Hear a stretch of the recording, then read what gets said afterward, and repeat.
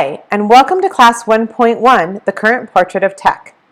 If you are taking this course, you likely already know the diversity numbers in tech and are aware of the low percentages.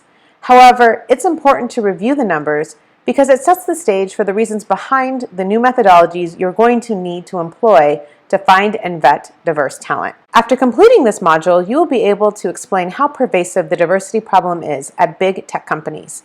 You'll be able to describe the current state of the lack of diversity at large organizations and specifically be able to discuss the numbers for gender, race, and age. Every month, the tech industry adds about 9,600 jobs to the U.S. economy. Between May 2009 and May 2015, over 800,000 net STEM jobs were added to the U.S. economy. By 2018, another 1.2 million jobs will be added, boasting an average salary of $78,000 per year. As you can see from these numbers and this chart from the U.S. Bureau of Labor and Statistics, tech talent is in high demand in the United States. In 2014, Google published their diversity numbers, and they were surprisingly terrible. Well, they were surprising for those not living it. Take notice on this chart of not just the percentage of women, but also the percentage of Black and Hispanic employees. And then take a look at the percentage of leadership in the white column. After Google, the rest of the industry started to really open up about the diversity numbers and publish them as well. So we need to give Google a little bit of credit for leading the charge. Across the board, it is clear gender is an industry-wide problem that is finally being talked about openly. Women might make up 53% of the workforce, but in tech, it's in the teens. And gender disparity is only the tip of the iceberg. Blacks and Hispanics trend embarrassing low at 1% and 3% across the board at all companies. Stack Overflow is a widely used developer tool, one that I often used when I was a developer. Each year they publish a developer survey. Of the 55,000 responses, only 5.8% were from women. This number was so low they felt the need to qualify it, saying, quote, "Our survey results demonstrate a dramatic disparity in tech among men and women. In fact, we know women make up a more significant portion of the developer workforce than this suggests," end quote.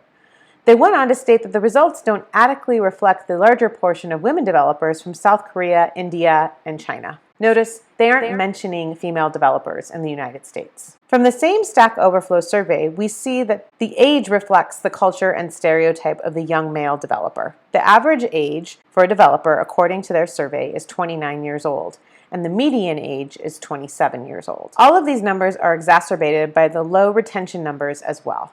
Women leave tech at an alarming rate, and the number that stays, 3%, accurately reflects the numbers we see inside software development offices and departments. From all of these numbers and stories, we can summarize the following. Tech companies are predominantly white, male, and young. The industry reflects its leadership, and the culture of the companies reflect its predominant workforce, young, white, and male.